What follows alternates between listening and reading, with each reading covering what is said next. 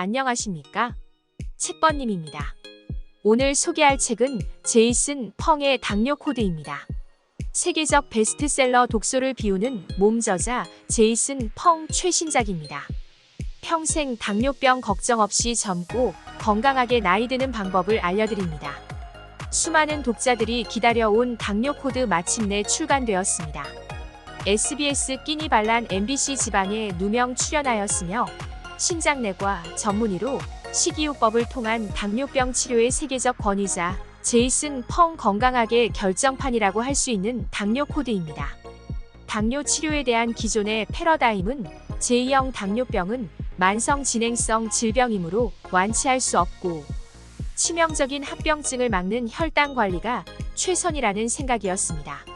하지만 신장내과 전문의 제이슨 펑은 신간 당뇨 코드를 통해 제2형 당뇨병은 되돌릴 수 있으며 진정한 치료는 완치될 수 있음을 자각하는 데서부터 시작된다고 말합니다. 당뇨병으로 내원한 환자들에게 그도 처음에는 혈당 강화제와 인슐린을 처방했습니다. 하지만 표준 치료법은 미미한 약의 혜택에 비해 실제로는 문제를 악화시켰고 신장이 망가진 환자들은 끝내 투석을 시작했고 급기야 심장마비와 뇌졸중이 발생하는 것을 속수무책으로 지켜볼 수밖에 없었습니다. 그가 보기에 인슐린은 해답이 아니라 문제였습니다. 이때부터 그는 제2형 당뇨병은 왜 발생하는가라는 근원적인 질문에 매달렸습니다. 기존의 칼로리 가설로는 설명되지 않는 비만과 당뇨의 비밀 코드를 찾기 위해 그는 2000년대 초에 실시된 다수의 임상실험에 주목했습니다. 그리고 마침내 풀리지 않던 퍼즐의 마지막 조각이 맞춰졌고 비만과 당뇨는 인슐린 과다라는 같은 병의 증상이며 동전의 양면일 뿐이었다. 따라서 새로운 해결책은 실패한 패러다임을 버리고 기본으로 돌아가는 것이다. 당뇨병은 음식에서 오는 질환이므로 비약 해결책이 아닌 식단 해결책이 필요했습니다. 패러다임을 바꾸는 책 당뇨 코드는 이렇게 탄생했습니다. 희망을 노래하는 이 혁명적인 책을 통해 제2형 당뇨병은 오로지 식이요법을 통한 자연 치유만으로 나을 수 있음을 그는 명확하고도 과학적인 언어로 설명합니다. 저자 제이슨 펑과 번역자 이문영님을 소개합니다. 저자 제이슨 펑 토론토 대학교 의과대학을 졸업하고 캘리포니아 대학교 로스앤젤레스 캠퍼스에서 신장학을 연구했다. 그는 온타리오주 토론토에서 단식요법을 활용해 인슐린 저항성과 제2형 당뇨병, 비만을 치료하는 집중식이관리 프로그램을 만들었다. 단식을 통한 당뇨병 치료의 세계적 권위자로서 의사를 가르치는 의사라는 평가를 받는다. 그의 연구는 애틀랜틱, 뉴욕포스트, 포브스, 폭스뉴스 등에 소개되었다. 저서로는 독소를 비우는 몸, 비만 코드, 당뇨 코드가 있으며 토론토에 거주합니다. 번역 이문영은 이화여대 영문학과를 졸업한 후 한국 IBM에서 근무하다 새로운 도전을 위해 캐나다로 건너가 밴쿠버 커뮤니티 칼리지에서 국제영어교사 자격증을 취득했다. 한국외국어대학교 실용영어과 겸임교수를 역임했다. 현재 건강서를 비롯한 다양한 장르의 전문 번역가로 활동하며 한겨레 교육문화센터에서 번역 강의를 하고 있다. 옮긴 책으로는 지방을 태우는 몸, 독소를 비우는 몸, 케토 다이어트, 당뇨 코드 등이 있다. 책 속으로 한 발 들어가도록 하겠습니다. 목차를 보면 제2형 당뇨병을 고치고 예방하는 방법으로 파트 1은 유행병에 관한 것으로 1. 제2형 당뇨병은 어떻게 유행병이 되었을까? 2. 제1형과 제2형 당뇨병의 차이 3. 전신에 영향을 미치는 당뇨병에 대하여 말합니다. 파트 2에서는 고인슐린 혈증과 인슐린 저항성에 관한 것으로 4. 당뇨 비만은 칼로리 사기 5. 에너지를 저장하는 인슐린의 역할 6. 인슐린 저항성은 넘침 현상에 대하여 말합니다. 파트 3에서는 당과 제2형 당뇨병의 증가에 관한 것으로 7. 당뇨병, 이중의 질병, 8. 과당과 인슐린 저항성의 연관성, 9. 대사증후군과의 연관성에 대하여 말합니다. 파트 4에서는 제2형 당뇨병을 고치지 못하는 방법에 관한 것으로 10. 인슐린은 고치지 못한다. 11 경구 혈당 강화제는 고치지 못한다. 12 저칼로리 식단과 운동은 고치지 못한다에 대하여 말합니다. 파트 5에서는 제2형 당뇨병을 효과적으로 고치는 방법에 과한 것으로 13 비만 대사 수술에서 배우기 14 저탄수화물 다이어트 15 간헐적 단식에 대하여 말합니다. 책 속으로 2발 들어갑니다. 중국의 당뇨병은 재앙 수준이다. 2013년 중국 성인의 11.6%가 제2형 당뇨병을 앓았는데 이는 오랫동안 챔피언 자리를 지켰던 미국의 11.3%를 넘어선 수치다. 2007년 이후 2200만 명의 중국인이 당뇨병 진단을 받았다. 1980년에 중국인의 1%만이 제2형 당뇨병을 앓았다는 사실을 고려하면 이 수치는 더욱 충격적이다. 한 세대 동안 당뇨병 발병률이 무려 1160%나 증가했다. 국제당뇨병연맹은 2040년이 되면 전 세계 당뇨병 발병률이 성인 10명당 1명에 이를 것으로 추정한다. 이 문제는 가볍게 넘길 일이 아니다. 미국에서는 성인의 14.3%가 제2형 당뇨병을 앓고 있고 38%가 전당뇨 단계이므로 총 52.3%를 차지한다. 이는 역사상 처음으로 질병 상태인 사람의 수가 그렇지 않은 사람의 수를 넘어섰다는 의미다. 전당뇨와 당뇨병은 전에 없던 새로운 현상이다. 제2형 당뇨병은 전 세계적으로 당뇨병 환자의 약 95%를 차지한다. 제2형은 일반적으로 수년에 걸쳐 서서히 발병하며 정상에서 전당뇨 단계, 본격적인 제2형 당뇨병에 이르기까지 차근차근 진행된다. 나이가 많고 비만도가 높을수록 걸릴 위험이 크다. 고혈당은 제1형 당뇨병에서처럼 인슐린 부족보다는 인슐린 저항성으로 인해 발생한다. 처음 인슐린 분석 방법을 개발했을 때 연구자들은 제2형 당뇨병 환자의 인슐린 수치가 매우 낮을 거라고 예상했지만 놀랍게도 인슐린 수치가 오히려 높았다. 인슐린이 혈당을 낮추지 못하는 상태를 인슐린 저항이라고 한다.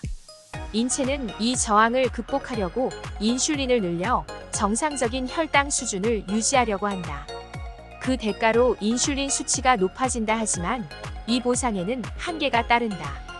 인슐린 수치를 늘려도 증가하는 저항을 따라가지 못하면 혈당이 상승해 제2형 당뇨병 진단을 받게 된다.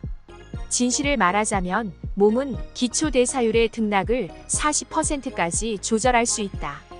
다시 말해 심장이 펌프질하고 폐가 호흡하고 신장과 간이 해독을 하고 뇌가 생각하고 체내에서 열이 발생하는데 필요한 에너지를 조절할 수 있다는 얘기다. 칼로리를 적게 섭취하면 몸이 속도를 늦춰 칼로리를 적게 사용하므로 살이 빠지지 않는다. 이 모델은 또한 허기와 포만감 신호를 보내는 다양하고 다중적인 호르몬 체계를 완전히 무시한다. 즉, 우리는 무엇을 언제 먹을지 결정할 수는 있지만 배고프지 않게 할 수는 없다. 칼로리를 언제 체온으로 태울지, 언제 체지방으로 저장할지 결정할 수 없다. 호르몬이 이런 결정을 내린다. 이른바 칼로리 감소 가설은 최악의 결과를 낳았다.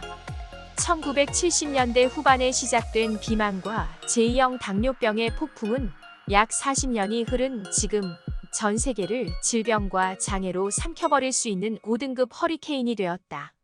지방 축적은 진실로 에너지 과잉의 문제가 아니다. 에너지 분배의 문제다. 에너지가 너무 많으면 체온을 높이거나 새로운 뼈 조직을 형성하지 않고 지방 생성으로 용도가 전환된다.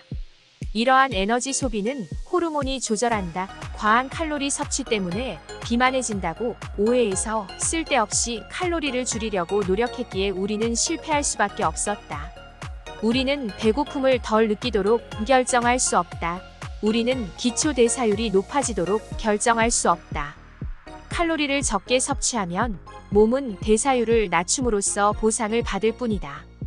칼로리가 체중 증가의 근본적인 원인이 아니라면 칼로리를 줄인다고 체중을 안정적으로 줄일 수 없다. 지방 축적과 체중 증가를 조절하는 가장 중요한 요소는 섭취하는 칼로리의 총량이 아니라 먹는 음식에서 기인한 호르몬 신호를 조절하는 것이다. 비만은 칼로리 불균형이 아니라 호르몬 불균형이다. 원하지 않는 체중 증가를 일으키는 호르몬 문제는 주로 인슐린 과다이다.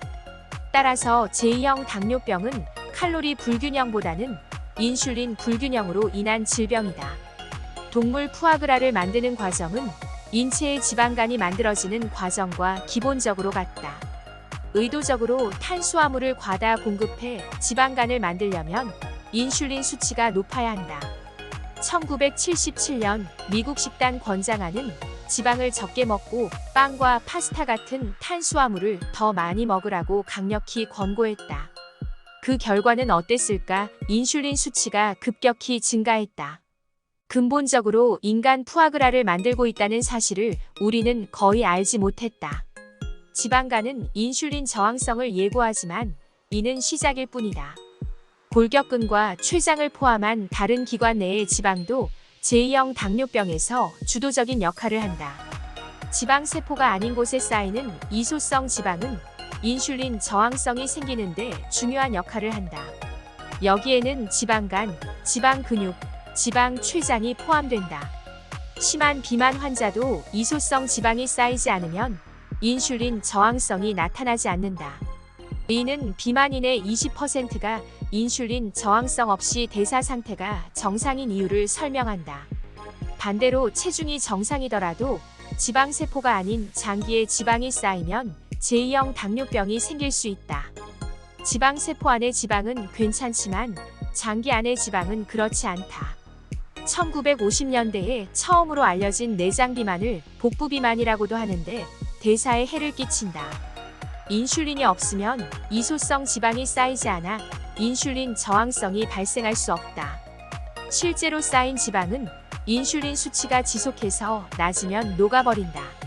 과도한 열량을 지방으로 전환하고 이 지방을 유지하려면 인슐린이 필요하다. 제2형 당뇨병에 걸리면 체지방이 늘 뿐만 아니라 장기 안에 지방이 쌓인다. 문제는 지방이 아니라 이소성 지방이다. 비만, 인슐린 저항성, 베타세포 기능 장애는 모두 방어기전이다. 비만은 새로 생성된 지방을 지방세포에 안전하게 저장함으로써 지방 신생합성이 간을 장악하는 것을 막으려는 시도이다. 이를 알 수 있는 예로 지방 이상 발육증후군이라는 희귀 유전 질환을 앓는 환자들은 체중 증가 없이도 지방간, 중성지방, 인슐린 저항성 등 대사증후군의 모든 증상을 보인다. 이 병을 앓는 쥐들을 실험한 결과 지방이 없는 쥐에 지방세포를 이식하자 대사증후군이 완전히 치료되었다. 지방세포는 사실 대사증후군을 유발하는 게 아니라 예방한다. 지방세포가 없으면 지방이 기관 내에 저장되어야 해서 대사증후군이 발생한다. 지방이 지방세포 안에 저장될 수 있다면 대사 손상이 발생하지 않는다. 비만은 고인슐린 혈증과 인슐린 저항성의 근본 문제를 막는 첫 번째 방어선이다. 마찬가지로 인슐린 저항성은 들어오는 지방을 제지해 지방이 내부 기관에 쌓이는 것을 막으려는 인체의 시도이다. 이미 과도하게 채워진 간은 포도당이 더 들어오는 것을 거부하고 두 번째 방어선인 인슐린 저항성이 나타난다. 마지막 방어선은 췌장의 인슐린 생산이 멈추는 것이다. 혈당이 신장이 감당할 수 있는 한계치 이상으로 빠르게 상승해 흔한 당뇨병 증상들을 모두 유발한다. 하지만 이 유독한 포도당은 몸에서 안전하게 배출되므로 더는 대사 손상을 일으킬 수 없다. 과도한 포도당과 인슐린이라는 핵심 문제는 해결되었지만 그 대가로 당뇨 증상이 발생한다. 과도한 당이 가장 중요한 문제거리이므로 몸이 필사적으로 소변을 통해 당을 버리게 된다. 일본 남부의 작은 섬 오키나와에 사는 주민들이 먹는 전통 식단은 85% 가까이가 녹말이다. 두 그룹 모두 대부분 고구마를 먹는다. 설탕이나 밀가루 같은 정제된 곡물을 거의 먹지 않으므로 그들에게는 제2형 당뇨병이 거의 없다. 뉴기니의 작은 섬 키타바의 원주민 식단은 주로 덩이줄기 채소인 고구마, 카사바, 참마와 코코넛, 과일 같은 탄수화물이 69%를 차지하지만 평균 인슐린 수치는 스웨덴 인구 90%보다 낮다. 달리 말해 탄수화물 섭취가 높을수록 반드시 인슐린 수치가 높아지는 건 아니다. 정제와 가공이 인슐린 효과를 높이는 데 주된 역할을 한다. 식품에서 천연 섬유, 지방, 단백질을 제거하면 자연적으로 얻을 수 없는 순수한 농축 탄수화물이 남는다. 이 탄수화물을 갈아 미세분말로 만들면 소화 속도가 빨라져 혈당을 급등시킨다. 동시에 정제된 탄수화물은 단백질, 섬유소, 지방처럼 포만감을 주지 않아 더 많이 먹게 된다. 과당은 지방간, 인슐린 저항성, 고인슐린 혈증 발생에 지배적인 역할을 하며 전통사회는 첨가당을 거의 먹지 않거나 전혀 먹지 않는다. 제2형 당뇨병의 본질적인 문제는 과도한 탄수화물 섭취의 결과일 수도 있고 아닐 수도 있는 고인슐린 혈증이다. 제2형 당뇨병을 되돌리거나 예방하는 일은 인슐린을 낮추는 것을 의미하며 탄수화물이 많은 식단으로도 인슐린을 낮출 수 있다. 그러나 설탕과 정제된 탄수화물을 피하는 것은 여전히 성공의 초석이다. 연구 결과에 따르면 올리브가 들어가며 탄수화물이 적고 지방이 높은 지중해 식단은 약의 필요성을 무려 59% 감소시킨다. 천연 지방 섭취, 그리고 첨가당과 정제된 탄수화물 제한이 주는 잠재적인 이점을 인식한다면 제2형 당뇨병을 줄이고 고치는 길로 들어서게 된다. 책 밖으로 나와 당뇨 코드를 살펴보겠습니다. 제이슨 펑의 당뇨 코드는 한편의 의학 다큐멘터리처럼 21세기의 전염병, 제2형 당뇨병의 근본 원인을 추적해 나간다. 저자는 당뇨병이란 당을 과도하게 먹을 때 분비되는 인슐린이 너무 많아 생기는 병이라고 정의한다. 즉, 제2형 당뇨병은 전신에 포도당이 너무 많아 생기는 넘침 현상이다. 기존의 패러다임은 우리 몸이 인슐린에 저항해서 혈액 속 당분이 세포 안으로 들어가지 못하는 세포 굶주림 가설로 당뇨병을 설명해 왔습니다. 즉, 무언가가 혈쇠 인슐린 마이너스 자물쇠 인슐린 수용체의 기전을 방해해 당분이 에너지로 활용되지 못하고 소변으로 다 빠져나간다는 것이었다. 하지만 이 가설로는 인슐린 저항성으로 세포가 굶주리는 상황에서도 지방간이나 내장지방 같은 이소성 지방이 생기는 이유를 설명할 수 없었다. 무엇보다 인슐린을 투여하면 당장 혈당은 안정되지만 당뇨병은 점점 악화한다. 약은 이미 꽉 찬 세포에 당을 쑤셔 넣어 숨길 뿐이다. 이렇게 과도한 당이 우리 몸에 10년 혹은 20년 동안 쌓이면 어떻게 될까? 신체의 모든 세포가 썩기 시작한다. 제2형 당뇨병은 다른 질병과 달리 모든 신체 장기에 영향을 미쳐 신부전, 실명, 심장마비, 뇌졸중, 알츠하이머, 강경변, 말초혈관 질환 등을 유발한다. 이렇듯 당뇨병을 포함한 대부분의 대사성 질환에 선행하는 공통 위험인자는 바로 인슐린 과다, 즉 고인슐린 혈증이다.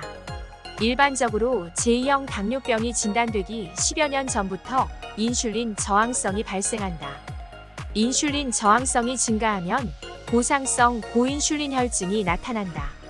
이는 혈당이 빠르게 상승하는 것을 막아 혈당은 10년 이상 비교적 정상으로 유지된다. 고인슐린 혈증을 의침묵의 질환이라고 부르는 이유다. 그렇다면 당뇨가 생기기 전에 우리 몸이 보내는 구조 신호는 없을까? 다행히 있다. 인슐린 저항성이 드러나기 전에 많은 경우간에 처음으로 지방이 쌓이기 시작한다. 인체 에너지의 저장과 분배를 책임지는 장기, 간에서 벌어지는 처절한 싸움의 결과가 바로 지방간이다. 지방간은 과도한 당분에 인체가 장악되는 것을 막으려는 필사적인 저항의 흔적이다. 따라서 지방간이 생겼다면 당뇨병 시한폭탄의 타이머가 작동하기 시작한 것이라고 봐야 한다. 식이 질환을 치료하기 위해 약물이나 장치를 사용해서는 안 된다. 운동만으로도 충분치 않다. 당뇨병은 식이요법만으로 완치될 수 있다.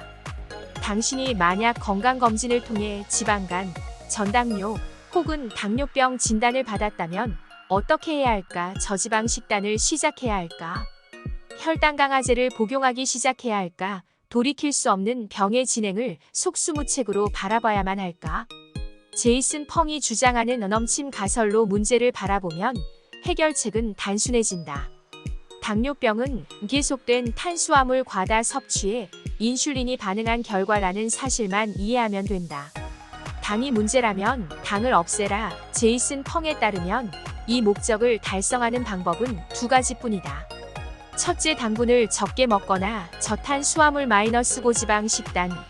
둘째, 남은 당을 태운다. 운동 혹은 간헐적 단식.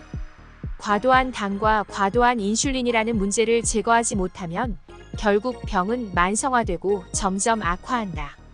치유를 위해서는 운동요법도 좋지만 그것만으로는 충분하지 않다.